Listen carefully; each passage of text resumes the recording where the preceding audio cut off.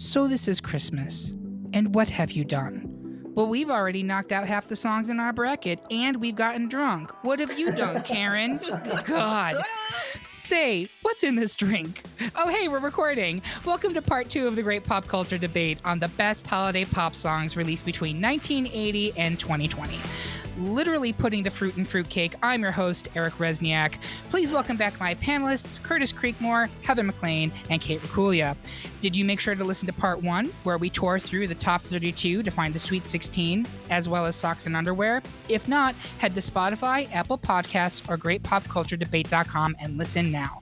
And while you're at our website, make sure to download the listener bracket for this episode so you can follow along at home. It's like NORAD's Santa Tracker, except it doesn't involve blatantly lying to children. So with that said, let's dive right into round 2, which is going to be tinsel-tastic. We start off with the number 1 juggernaut, Mariah Carey's All I Want for Christmas Is You, versus Baby It's Cold Outside, the version by John Legend and Kelly Clarkson. A John Legend one would be much different. John Legend and Kelly Clarkson. So I'm going to have Heather open up this can of whoop-ass. Talk to me about Mariah. All I have to say for you is Mariah fucking Carey. That's her middle name, her legal middle name, yeah. Every store you walk into, every time you hit the change button on the radio station, every time you pull up a Spotify Christmas playlist, what song comes on? This bad boy.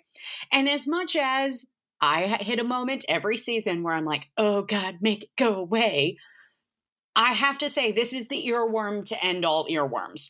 All it takes is that first, you know immediately what you're about to get.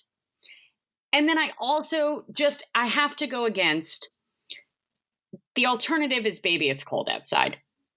And that's a song about sexual assault.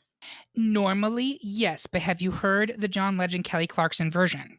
I mean, yes, admittedly, at some point. Did I listen to it in advance to try and defend it against All I Want for Christmas Is You? No. And I respect that. But this is why, so I'm going to vote for Mariah. Let me just put that right out there right now. And I think all of us are, except for probably Kate. But she has no soul. Because she has no soul. She's dead inside. Baby It's Cold Outside obviously has a really complicated history. And you will find people who will sit there and defend it. Even the original version says, no, you're misreading it. That's not what's going on there. She wants to be there. She's got agency, blah, blah, blah. I'm not here for that. Burn it down. Exactly correct. The John Legend Kelly Clarkson song actively references all of that, and instead John Legend literally changes the lyrics to be like, it's your body and your choice. Are you sure you want to stay? I'm happy to go. I don't want to do anything that's going to make you uncomfortable. We can just chill out. You can go if you want, you can stay if you want. Oh, you want to smoke a cigarette? That's something we should explore. Literally, that's what he's done. It's really charming. Kelly Clarkson is great in kind of the boozy but not floozy way, and to me it has taken a really problematic song that has a very tortured kind of backstory and reframed it for a 21st century audience. And it's John Legend, right? It's always going to be good. It's classy. It's well delivered. And yeah. I love it. I'm glad it made it to round 2, but I don't up against Mariah. Sorry. This is where yes, I am ill prepared for this moment, but I'm ill prepared for this moment because my entire life I've been like, oh, cringe, cringe, cringe, cringe, cringe, cringe, cringe. Yep. So if you want me to listen to a new version of a classic, there should be some sort of an indication that it is. You know what I mean? Where a new version? I really don't like this song, so I'm not even going to take the time to listen to it. So it should be Baby It's Cold Outside, in parentheses, not about date rape. The less rapey version. Yeah. Christmas needs more parentheses. I'm just going to say it. It does. Feminism. It does. I don't know. So, Curtis, where are you coming indicator? Exactly. Give you an indicator. I don't disagree. Curtis, where are you on this? This is a tough one because I also had not heard that version before, and I expected it to be the date rape version, but I was surprised. What's the word that I'm looking for there? Pleasantly. There we go. I'm very unpleasant most of the time. So I was pleasantly surprised when I listened to the John Legend, Kelly Clarkson version. The lyrics are funny because it's so pro woman, like your body, your choice. I laughed out loud at that, but it's still musical in that way. Yeah. But it's Mariah Carey. And I think the people who agree with Kate, because there are absolutely people who are just fucking grinding their teeth right now as we talk about this song, are doing so because it has become such a holiday juggernaut. And I read something once that was super funny about, like, on November 1st, Mariah Carey comes out of her crypt. Yes. Like the season has begun. Yes. And there's a reason for that. Like, it's not because we have to, it's because that song is so good. It is such a good song. And for me, it's going all the way. So I'll just save a little bit because I think it's moving forward here. We'll talk about it later. And here's the thing, Kate. You currently have 3, and I'm just confirming you're voting against Mariah here, right? Yeah. Wow. So knowing that Bold it's choice. 3 to 1, Here's the thing. I would like you to save your arguments to round 3 because I don't want to have the same arguments over and over. I'm only gonna say I see where you're all at. I think you might I might surprise you with my arguments, but I really like John Legend. I really like Kelly Clarkson, and I insulted her by calling her other song in this bracket a Macy's commercial jingle. So I want to give both of them the props that I would like to see them paid. And I really like that song. I think it's a very clever way to make something new, right? To make something new, to make something that that acknowledges the history of a particular song. And it's a good song. So it's a great song. And so it is going to go down here. Again, I just walked right into that one. But I do want to give a plug to the John Legend holiday album, which came out, I think, a year or 2 ago. His Give Me Love for Christmas is a great original song. It deserves more credit. If you don't have it in your rotation for the holidays, you should add it because it's an excellent album. We're moving Mariah ahead. Next up, it's Hard Candy Christmas by Dolly Parton versus White Christmas by Sharon Jones, the Dap Kings. We were unanimous in deciding to move Hard Candy Christmas forward. We raved about White Christmas in round 1. I definitely hope that you go back and listen to it. Literally no disrespect. Love that song, but it's Dolly fucking Parton and singing a song about prostitutes losing their brothel at Christmas. This is a 100% Venn diagram of Eric Resniak's Christmas. So it's unanimous on to round 3. It is Last Christmas by Wham up against Santa Claus is Coming to Town by the Pointer Sisters, and this could kill me. So I'm going to have Kate start by talking about the Pointer Sisters, and then Heather's going to talk about Wham. Take it away, Kate. So this is my Pointer Sisters argument from the first round. This is an unbelievably, it was the first, actually, hold on, let me check my research. It's correct. It was the very first song on the very first, very special Christmas album that we've referred to many times. And what a way to begin. I want a bicycle. Like, they're chatting with each other about what they're asking for Christmas, the chatter as the song starts. And this song is just energy. It is joy. I know I made arguments before about, like, Christmas isn't happy for everyone, but, like, this song makes me believe maybe it could be. and it's just, their performance is great, you know, and then it, like, after the bridge, it, like, gets faster and it's really exciting. And as we discovered in the very first part of this episode, we have some people who are maybe not okay with saxophone solos, but there's a raging motherfucking saxophone solo in the back half of this song that, like, just literally added a year to my life. Yes. So literally added a year to my life. Heather, fantastic. It's fantastic. Heather, I'm going to let you talk about Wham in a second. I mean, first of all, I just feel the entire opposite about the saxophone. So I just don't understand. We have so many other things in common. Is it like a recessive gene? Like, So it gave Kate a year, but it robbed Heather of a year. So it's a net sum game. I mean, it really, a piece of my soul died. So I'm going to let Heather take Wham, but before I do that, I do have to just echo.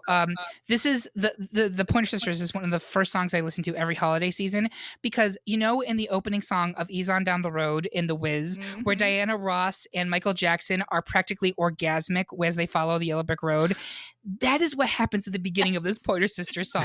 Like, it's like someone has just come down, Jesus has come down for heaven. They're like, oh, Like they're so excited. It's so good. The energy that is encapsulated in this song It's could joy. power a It's joy. nuclear reactor. Like it is so good.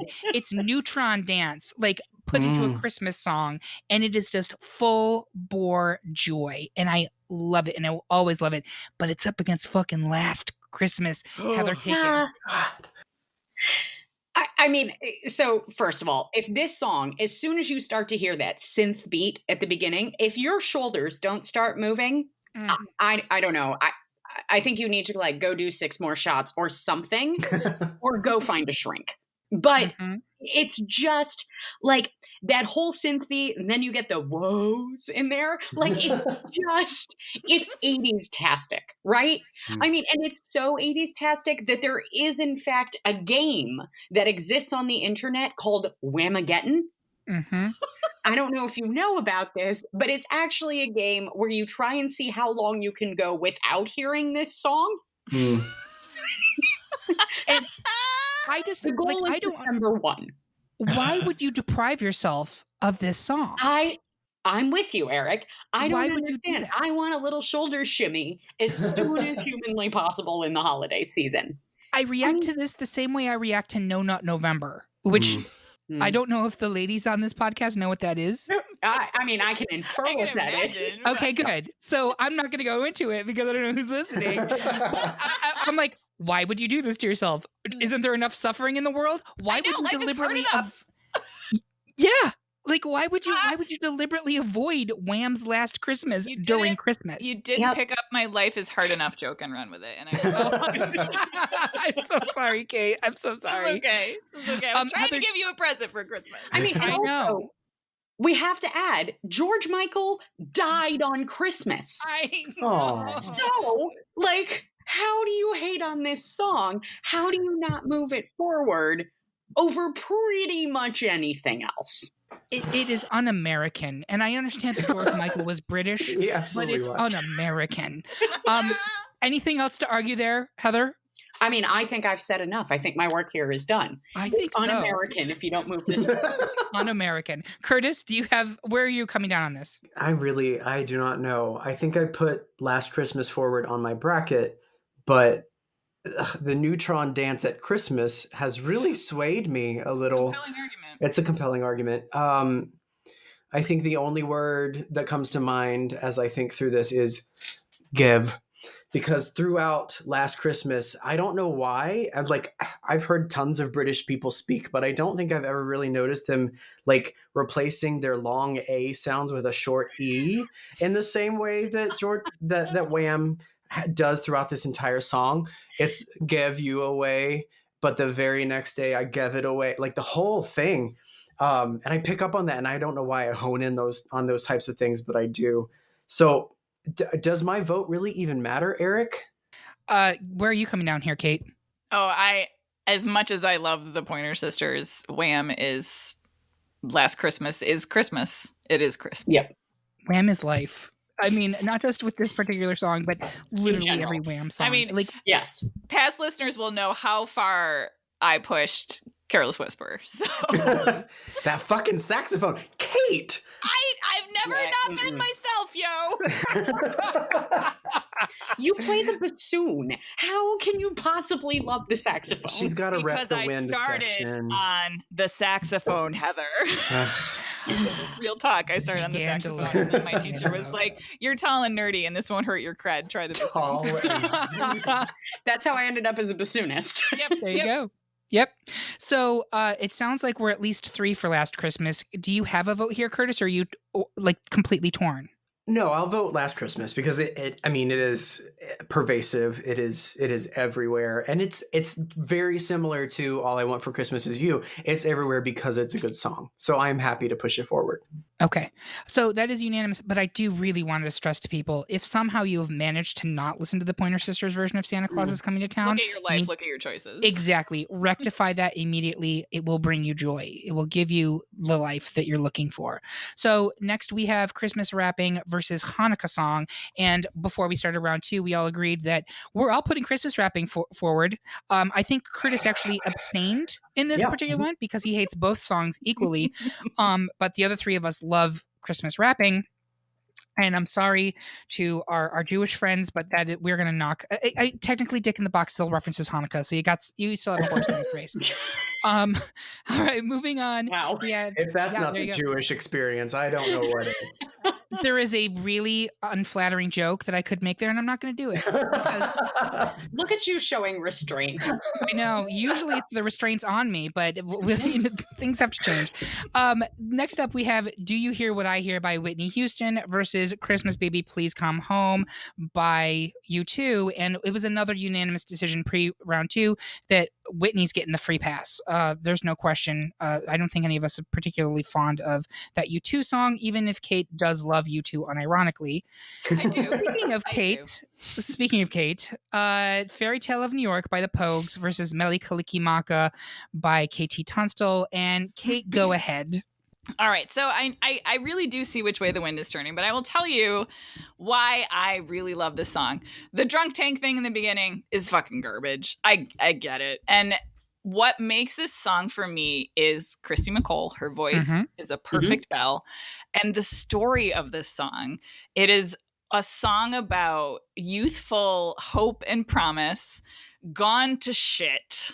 But like Christmas still comes, like this sense of like the life that we made together, that we hoped it's not what we thought it would be, but Christmas always comes around and kind of reminds us of that. It's very depressing. But there's something about when they sing the boys of the NYPD choir. I mean, I don't know how everyone feels about the NYPD, but like still singing Galway Bay. There's something about that the notes of that feels like you're on the edge of crying. And I just think it's really beautiful. And it's weird. I don't know anyone else who likes the song, so I don't feel like I'm particularly cool for liking this song. Oh, I know numerous other people when we were doing this poll who specifically said to me, the Pogues better be on this list or else it's bullshit. And frankly, every other one of them, not you, Kate, and I'm saying this sincerely, Kate is not a poser, but I do think that there were several other people, not all of you. If you're listening, definitely not you. Totally wasn't talking about you. But several other people who said that, like, it was absolutely, look at my cool points. Aren't I cool? I like something alternative at Christmas. Oh my God, you're so special. Yeah, no. It's a tragic Christmas song. It's a tragic Christmas song that really like I like a sad Christmas song, like period, over I like a sad or like kind of a thoughtful Christmas song more than I like that like aggressive Merry Christmas song. Like that feels very false to me. So this doesn't feel as false to me. So that is like, and this is one of the reasons I love to have Kate on the podcast, because she has these really great arguments that I could almost sway me. It's not going to sway me here, probably. That's fair. But for me, and this is a philosophical thing, I don't want sad Christmas songs because for me, I think of Christmas as that one time of the year where like oh boy, this is going to get me in trouble. It was like the 1 month of the year that my father was not constantly irrationally angry and terrifying. And so I don't need sadness at Christmas. I like to experience that like reprieve. Right? That's absolutely fair. So that's where I'm coming from on that. But Curtis, go ahead and talk to me about Mele Kalikimaka. I feel like Kate made all the arguments against her own song in the time that she made it for. So I don't think that I have to say much. I argued against KT Tunstall on the way up, just because I think Bublé is better. It's still a good song. Bublé, minus the kazoos. I stand by that. You do not need kazoos in your song. Whoever you are against kazoos. What did kazoos ever do to you? Kazoos and saxophones can go die in a fire. Kate, Curtis, they will never die. Or what is dead cannot be killed. I think this is the beginning of a beautiful friendship. Why are you trying to hurt me? Well, you like to be sad at Christmas, apparently, Kate. So just doing you a favor. I really don't feel like I have to argue that hard. I don't, because that song is not good. It is not good. And at least Mele Kalikimaka by KT Tunstall is good. I wouldn't say it's great. It is fine. And it doesn't matter because it's going up against Whitney Houston, the juggernaut. So Yep, bring it on. Fair point. Heather, where are you coming down on this one? Oh, I'm still team KT Tunstall all the way. I think she's talented. I think she has musicianship. I think I can understand the words of the song the whole way through. yeah, true. And the bar here is very low. It's true. And I will say this, Kate, your argument did a really good job, as you have a history of doing, of Thank making you. me appreciate the song more. Going into this recording, I was like, fuck the Pogues. It's getting the pass in round one because it's up against a song that I probably could have stricken from the record due to its racial situation, but I didn't because everyone loves it. But I actually find myself in a position where it's weird to me that this KT Tunstall song is advancing to round 3. And I think for a lot of our listeners, like, really, Mele Kalikimaka by KT Tunstall is somehow in your Elite 8. Okay. Sometimes there's a Cinderella story, man. That's exactly what it She is. ain't got no shoes on. The shoes have fallen off. She is turning back into a pumpkin. Whitney Houston. I saw the fishnets and the fishnets were ripped. But it's one of those things where like there's like 10 other songs on this bracket that already have gone out that I would much rather see advancing to round 3. But the way that the votes came in on the poll dictate where we are. And so with that being said, I find myself evenly split. It doesn't ultimately matter because, well, actually, it would matter. No, it would matter. If I voted for Fairy Tale of New York, it would be a tie, and it would advance over Mele Kalikimaka. Make them happy, Eric. Make the posers happy. You know what? It's Christmas. And I'm going to do it. I'm going to make the posers happy and Kate happy, and I'm going to vote for Fairy Tale of New York. Oh, thank you, friend. You know, this Christmas I gave you my heart, and I hope you like heart disease. So, okay, so we're advancing Fairy Tale of New York because it seems like the more legit song to put forward. Next, it's Merry Christmas, Happy Holidays by NSYNC versus Merry Christmas Baby by Bruce Springsteen. Literally, none of us wanted to advance Springsteen here. So, congratulations, NSYNC. You're on to the Elite 8. And finally, our last Sweet 16 round, it's Carol of the Bells by Pentatonix versus Dick in a Box. So, Curtis, take it. So before we even started this, Eric and I were kind of chatting back and forth about what we had picked leading up to this. And I had mentioned that I had Pentatonix going pretty far because I like Pentatonix. And Eric will share with you his dislike of Pentatonix, but I want to talk about, it's not just that Dick in a Box is a hokey, like kind of joke song. Carol of the Bells by Pentatonix is actually really good. Like, it's tonally beautiful and an interesting spin on something that you wouldn't typically hear. Like, I know acapella Pentatonix has kind of made that into something again, and there are tons of other acapella groups out there, but it's just so good. And when you hear it come on your Pandora or your Spotify or whatever you're listening to, you're like, fuck yes, like I am willing to listen to these 5 people sing without anything backing them up on this song because it is done so well. I don't know what else to say. They are so talented, and it's a great song for the holidays. So here's where I'm coming down here. As Curtis referenced, I'm not a particular fan of Pentatonix. I'm not going to dispute their musicality. I'm not going to dispute their talent. They're clearly amazing, as are many of the other a cappella groups that have made a little cottage industry for the holidays in the past, 10 years. This has become its own subgenre, right? And for that reason, I'm actually not going to be at all upset if it advances to the next round because I'm not looking at it strictly as Carol of the Bells that's advancing. I'm looking at it as there is a little subgenre of a cappella holiday music that needs to be represented in the bracket, and that's what is filling this niche. I love Carol of the Bells as a classic song. It's one of my favorites. What I miss with Pentatonix, and this is true for much of the a cappella stuff, is there's no soul. It is very clinical sounding to me. I like my Christmas music to evoke feelings. As I've mentioned before, this is very much a nostalgia play for me. And the Pentatonix and even Straight to No Chaser to some degree, it just is very kind of, it's technically amazing, but it is emotionally barren for me. That's where I'm coming down here. It's pretty to listen to. I'm even would you go to a Pentatonix holiday concert? I'm not sure I would, honestly. I think I would sit there and I would applaud politely. But I know there are a lot of people who are really passionate about not only this group, but that whole subgenre. And I think that's awesome. So I'm not going to be mad if it advances. My argument for Dick in a Box is that it was a legitimate cultural movement, but I think the moment has passed. I'm sure it gets a replay every year at Christmas. I think it's super catchy. It's very clever. There's a lot of things we talked about in round one that make it like, I'm not mad that it's in the Sweet 16. I think it's hilarious actually that it's here. And you can make a lot of fun with this song. I'm not going to sway anybody, I think, with either of those arguments, but I want to throw it to Heather. Where are you coming down here? I'm Team Pentatonics because, unlike you, I find perfect harmony and fabulous musicianship and mastery of one's instrument to be an emotional experience. Interesting. Okay. So for me, it gives me that warm, fuzzy, like when you hear that perfect open fifth, and again, maybe this is like the super music nerd in me comes out, but like, ooh, buddy, does that get me right in the feels? Interesting. So for me, that's where Pentatonics wins. Plus, similarly, I think just this Carol of the Bells for me is such a staple of the holidays. I think their version is beautiful. And while I love Dick in the Box, full stop. Yeah. I have to, as far as a holiday classic or favorite holiday song, Carol of the Bells by Pentatonics beats out Dick in a Box. Okay. Fair enough. Kate, where are you? I'm also Pentatonics. I love Carol of the Bells as a song.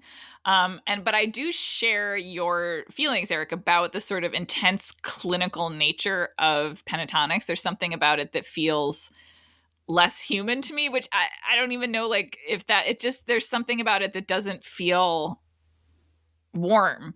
But I think that really works in the favor of Carol of the Bells, specifically the song. And I love that song. So I'm definitely voting for them. Can I speak to that for a second? Sure, of course. So I think, and Heather, well, honestly, all of you are musical, and I don't want to say that a cappella music does not have soul, but the thing that when you think about music and you feel or hear soul, people are probably performing by themselves or backed up with musical instruments. And I think part of that comes from when you are in an a cappella group and you are making your own instruments with your own voices, it has to be clean. You don't have the flexibility to add that kind of tonality and that warmth and richness into your tone unless you are like the soloist at that moment, because if you did, it would clash with everybody else. If all 5 people of Pentatonics were trying to instill their own warmth and tone into their voice at the same moment, it wouldn't sound as clean. It wouldn't come across in the same way as you do need with a cappella music. It has to be that crispness there or it doesn't work.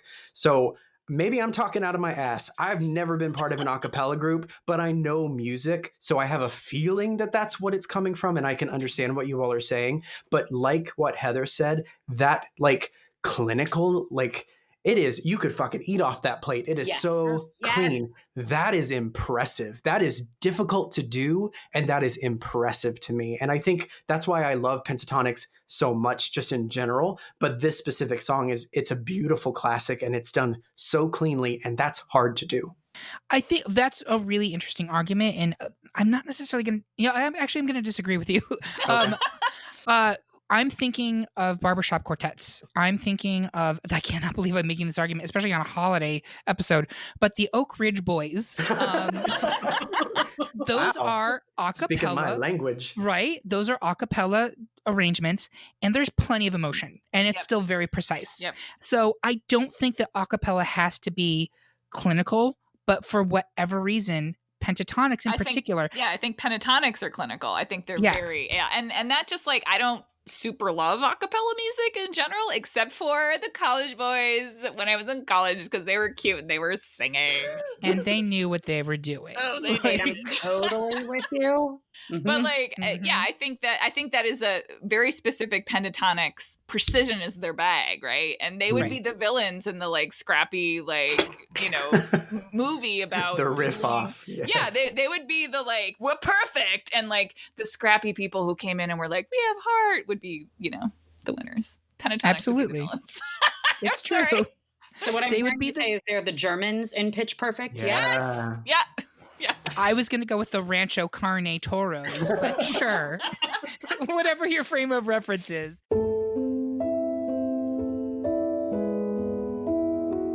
This year, As you pore over your holiday shopping lists, consider giving the gift of pointless pop culture arguments and flagrant dick jokes by buying a great pop culture debate Patreon subscription for a loved one, or even someone you don't really care about. Whatever works, really. Could you buy 3 meals a day with just 70 cents? In this economy? Of course not, you ignorant slut. But for just 70 cents a day, you could support the horrible puns and terrible vices of notable homosexuals like little Eric here. I'm not that little. With your Patreon subscription, you help to keep our depraved podcast going, and you also get early access to all our episodes, exclusive Patreon-only content, and some great pop culture debate swag that you will probably lose in your desk. Is that desperate enough for you? Do you need to hear a Sarah McLachlan song to show you how pathetic we are? We couldn't afford it. Please just give us your money. Go to patreon.com/greatpopculturedebate today.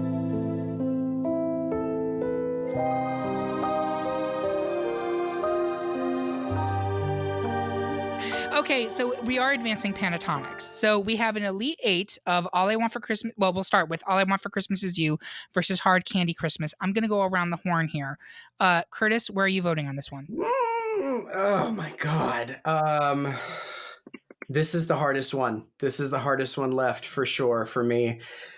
I think Dolly Parton's song is not just a Christmas song. And that's what I love about it. Like that could be heard any time of year that it's a hard candy Christmas, because every day for a hooker without a home is a hard candy Christmas. Amen. Oh boy. But it's Mariah Carey. And correct. I don't want people to listen to this thinking, oh, they're just going to push Mariah Carey forward, because Don't worry. I want to subvert expectations. But at the end of the day, yeah, it's All I Want for Christmas Is You. It's so good. Sorry, Dolly. Kate, which one are you going for? Our Candy Christmas. Okay. I have a feeling that All I Want for Christmas is going to advance to the next round again. I mean, Heather, where are you coming down? All I Want. All I Want is for All I Want.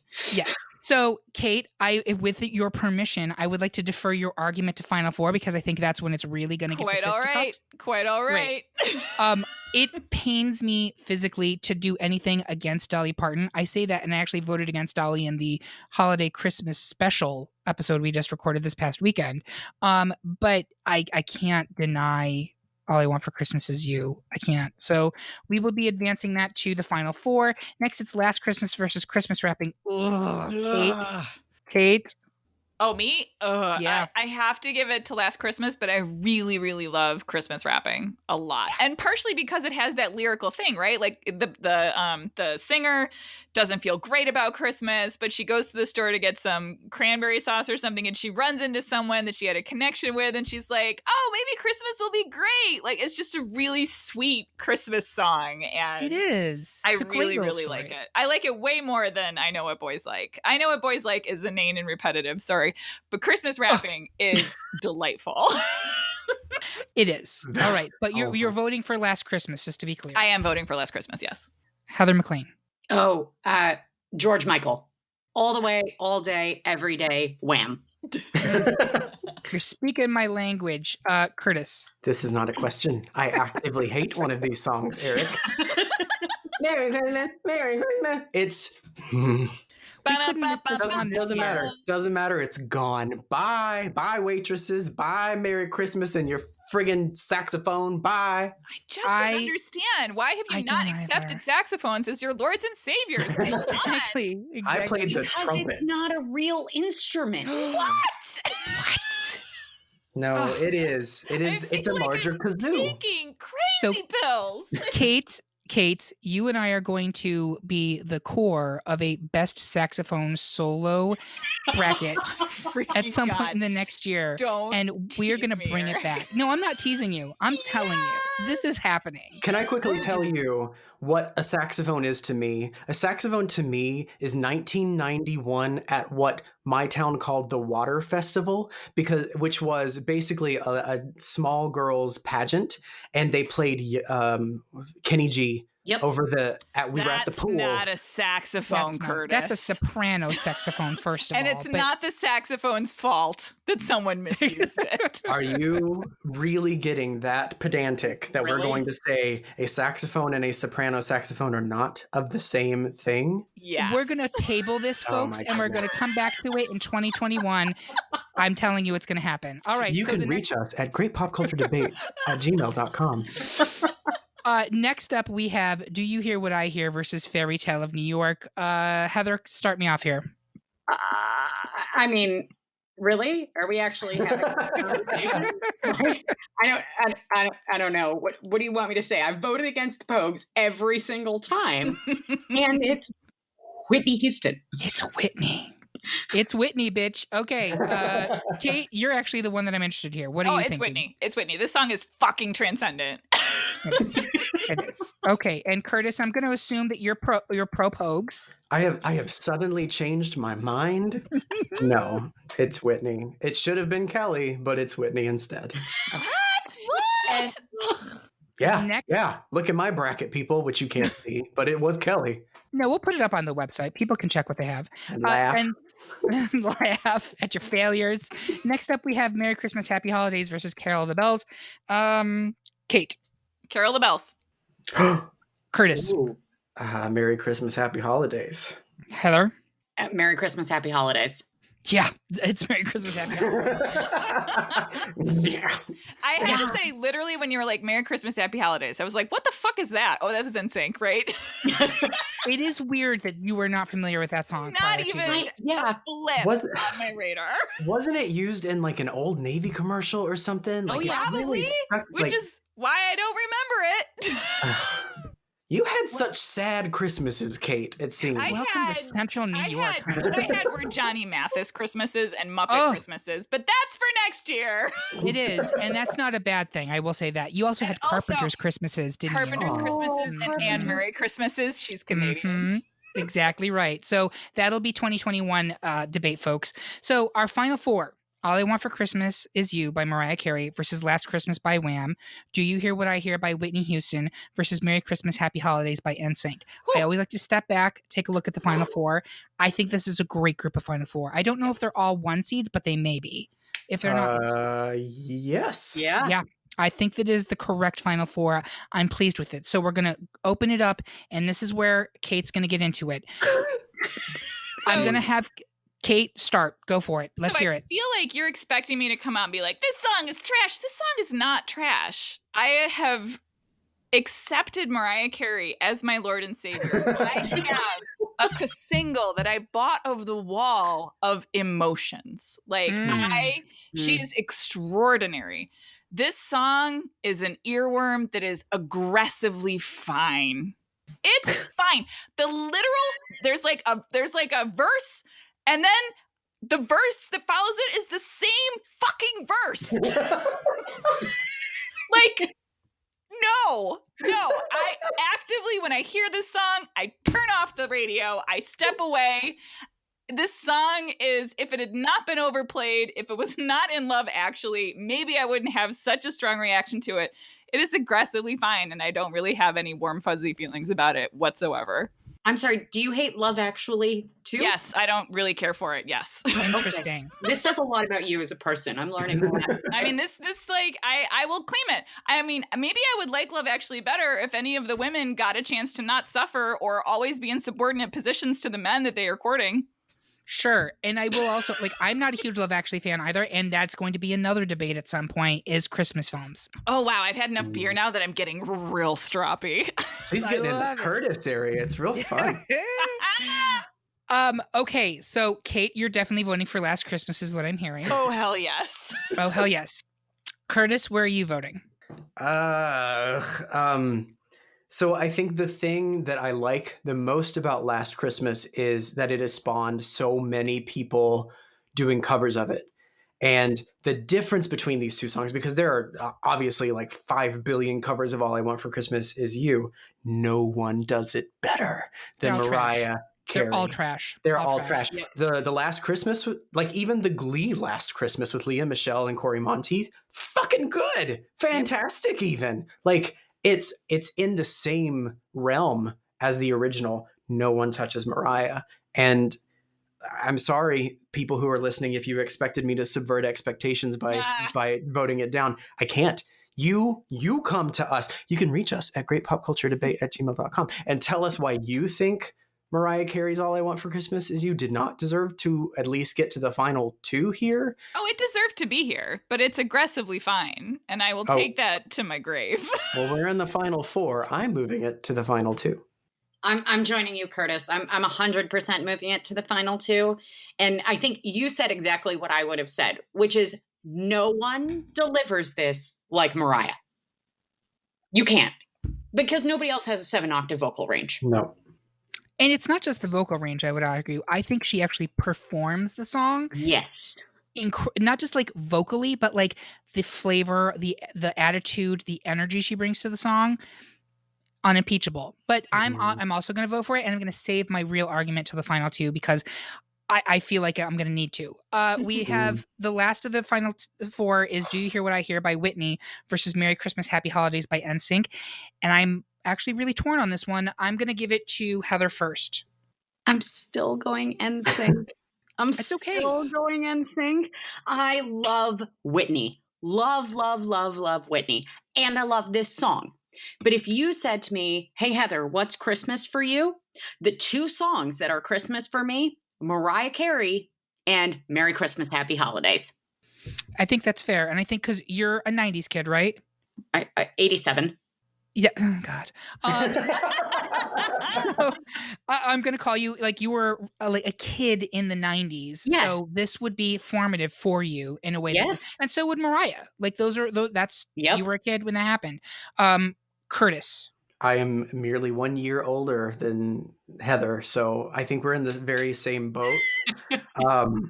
But so where I'm struggling, Whitney Houston is, in my opinion, am I going to say this? Yes, the best vocalist of the last. Yes. I'll give her at least 5 decades, maybe century. I may put it out there. Whitney Houston is the best singer, first with a second very close of Mariah Carey when she was in her heyday. I absolutely think that is true. But I don't lasting. Right. Whitney has, oh my God, it was there's just so much. However, I don't think this song is one of her best songs. And I don't even really know if it's her best Christmas song or holiday song. Like her Oh Holy Night is beautiful. I feel like there are other things that could have been up here. So I think I'm going to go with NSYNC as well. And I'm sorry, Whitney, I love you. And I just said you're the best vocalist of the last century, but I just don't think this is the right song. So the 2000s were a great time. I grew up, like I really hit my stride there. I was in love with Lance Bass. Call me. I'm married. NSYNC. So was he. Kate? Definitely Whitney Houston. I mean, even if I had any warm feelings towards NSYNC, because the vocal performance in this song is literally church. It's a beautiful performance. It's a beautiful arrangement. Do You Hear What I Hear is sort of a dippy song. It's like in a stable, kids asking like animals, like, do you hear what I hear? And Whitney just sells the shit out of it. Like, it is a beautiful, beautiful song.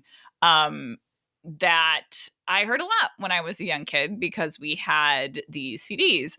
And yeah, I mean, this is a no contest for me. I am so torn on this one. I got to tell you, I didn't have the strong feelings that you guys had for NSYNC. I was probably a little earlier than you all were, but so you didn't have posters on your walls. Oh, I 100% did not. Nope. Also, that would not have been allowed in my house. Right, me neither. Do I get cred because I had a Lance Bass pillowcase? That's a real thing. Absolutely. you did. 100%. Wow. 100%. You were sleeping with Lance Bass. You were the only woman sleeping with Yes, Lance it's Bass. true. It's true. It's on my LinkedIn profile. Here's my thing. I actually don't care for Do You Hear What I Hear as a song. Whitney is the selling point here. It is, I think you called it a dippy song, Kate. It is kind It's of a a dippy song. Yeah. Yep. It's not great. Whitney elevates it to a place of transcendence. It's from that very special Christmas album. I would not put it in my top 4 songs from that album. I'm not sure I would put it in my top 5. It's a solid B-side to that album. With that being said, I do think that Merry Christmas, Happy Holidays is, of the boy band Christmas songs, and there are a bunch of boy band Christmas songs, probably the best one. I'm really torn here. The bottom line, though, is I have 2 for NSYNC and I have 1 for Whitney. If I go for Whitney, we're tied and they're all 1 seeds, which means I would have to make the tiebreaker, and I really don't want to be in that position. So I can think give I'm- you an out there, Eric, if you give would me like. an out. I'll take it. So because of the way that I have now done the bracket, we know of the 4, we know each seed where they land. So technically, NSYNC was the 3rd 1 seed and Whitney Houston was the 4th 1 seed. So it is technically the lowest. But I'll let you make the decision because you are God. I'm not God. Whitney Houston was God. But I will take that out, and I'm gonna say based on votes. So I'll say I would have voted for Whitney, but it doesn't matter because NSYNC actually had more votes. So NSYNC would continue to the final 2. So it is. Kate, are you okay with this? Because I don't think you like either one of these. No, I'm like, can I abstain? Like, I will not let you abstain in a final vote. I want you to determine which one you dislike least. oh, for sure, Mariah Carey, for sure, by a wide margin. Okay. So, thank you for that, and I appreciate you playing along. I'm sorry that it got to this. I did not anticipate that. Curtis, where are you on this? It's not a contest. Why did we do this podcast anyway? I'm kidding. Mariah Carey's All I Want for Christmas Is You is untouchable. It is the season. It's it is plenty everything. touchable, Curtis. It's touchable. Kate, go play your saxophone. It truly, and unfortunately, I think for all of us, when this song is heard, the season begins. I think almost everybody can agree with that. And unfortunately, our organizational overlords that run Target and Walmart and all of the businesses have started moving that more and more, further into October to try to convince us to buy more shit, because that is the holiday season, is how much we buy. That's the spirit of Christmas. Season, honey. Thank you. Yeah. Yes. But it truly has not begun until you've heard the song. While we were preparing for this, I made the YouTube. Please go to YouTube and listen to all these songs so that you can, commiserate with Kate and how much you hate some things. But like, it felt like the holidays when I was listening to these songs, specifically All I Want for Christmas Is You. It is so good. Mariah, I wish you nothing but love, and I am so sorry that your voice has been destroyed. Please stop embarrassing yourself in front of New Year's Eve crowds. Listen, she still gets paid every holiday season. I know. Mariah's doing fine. She's raking it She's in. Doing it fine. Heather, where are you? I also, it's funny. I didn't want this to end with Mariah Carey because I was like, oh God, it's so predictable. I don't want predictable. And I actually tried to rig my bracket so that I ended up with something else. And I walked away from it. And 2 minutes later, I came back and I was like, I can't do that. It's just wrong.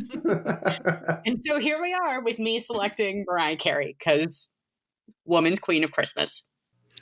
So when we were doing this poll, I had 2 distinct camps. There were people who were saying, it better be All I Want for Christmas Is You or I'll Riot. And then there were people like, anything but All I Want for Christmas Is You, it's garbage. And here's where I'm coming down on this. I think that somewhere along the line, something has happened where certain things get so popular that there is a knee-jerk reaction to them that they must be trash because everybody likes them. And I see it in this podcast whenever we bring up Friends. Like Mhm. there is this weird knee-jerk anti-Friends This is sentiment. so interesting, Eric, because I feel the same way about Friends as I do about Mariah Carey. They're not garbage, but they're like fine. They're nothing special to me in the way that And they are rabidly special to other people. I think they both actually really stand up. Like I can kind of understand where you're coming from, saying we'll keep it to Mariah here, saying that Mariah is a fine song. Tell me, like you pointed out, the two choruses are exactly the same. That's true for a lot of very popular pop songs and like iconic pop songs. I don't think it's a fault to the song that that's the case. I think it means it's so catchy of a song that it can get away with literally copying and pasting the verses just to get to 3 minutes and 5 seconds. Like I think that's weirdly a strength of the songwriting, that like it doesn't matter what the words are, you're gonna dance, you're gonna listen to the whole fucking thing, and you're gonna love it. The for me, what is really about this song that I think gets needs to be spoken. It's rare in the latter part of the 20th century that there is a new bona fide classic. This is a bona fide classic that did not exist when I was born. It was a classic the year it got released. It became part of a canon that includes things from the 1940s, 1950s, 1960s. Like, it is inescapable for a reason. It is ubiquitous with Christmas, and that doesn't mean that it's bad. I think a lot of the people who dismiss it as being overplayed or corny, it's overplayed because a lot of people really love it. And I would urge you to take a step back and say, why do I reflexively reject this song? Right? Like, what is that coming from? The only thing I can compare it to, this is a weird comparison, but when Smooth by Santana was out in the 1990s, and I think it was 99, I could not fucking deal with that song anymore. It was on all the time, and I was like, enough. I assume, but now I listen to it, I'm like, actually, this is a really good song. It's a great song musically. It does exactly what it's supposed to. It deserved all the hype it got. I feel the same way about Mariah Carey because it's a seasonal song. I can only listen to the song for 2 months of a year. Then the rest of the year, I can't listen to it at all. So I'm happy when I hear it. I never change the channel when I hear it. I think it is remarkable that a bona fide brand new song from 1995, is that correct? 94? Something like that. Yeah, I thought 94, but I could be wrong. It was definitely like, I remember I graduated high school and someone gave me the CD for graduation present. Swear to God. It was Joanna, Kate. I was at that party. You were at that party. 94. 94. Yeah. And I graduated in 96. So, something that was created in 1994 is regarded the same way that Rudolph the Red-Nosed Reindeer from the 1950s is regarded. That level of classic. And I don't think you can impeach that. If this was All I Want for Christmas Is You versus Last Christmas, I'd be having a much harder decision because I think Last Christmas is almost there too. I think that it is another modern classic, and Band-Aid was until we all realized how offensive it is. I don't think Merry Christmas, Happy Holidays has hit that echelon yet. I just don't. I think it's beloved. It's very good. Yeah. Mariah Carey is in a class of her own. I think that my final was Last Christmas, wasn't it? I think it was. Yes. I think it was. Yeah. If you're listening to this and you're just like, ugh, really? All of this for this one song? Kate Rakulia agrees with you. Well, no, I mean, I do and I don't, because like I knew when this happened, I was like, oh, this is going to be the song that wins, and I'll just get to be a contrarian voice for a while. I have a question for all of you. When do you start listening to Christmas music? Curtis, you go first. Actively, probably shortly thereafter Thanksgiving, because that's when we're probably putting up Christmas decorations. Heather? Same. Though I will say this year, Hallmark has maybe started the Christmas movies a little early. I wonder. But I haven't gotten into the Christmas music or holiday music yet. I will say that I generally try to wait until after Thanksgiving, but more out of respect to my partner than for me. If it was me, I would be starting in early November. Would you like to guess when I start listening to Christmas music? Is it the week leading up to Christmas? It is literally Christmas Eve on the drive home. Wow. Oh, no. No. Well, it's because she listens to such sad Christmas and saxophone solos that she can't take You know that what I much. listen to on the way home? I listen to John Denver and the Muppets Christmas Carol, which is a fucking classic, and we'll talk about it next year.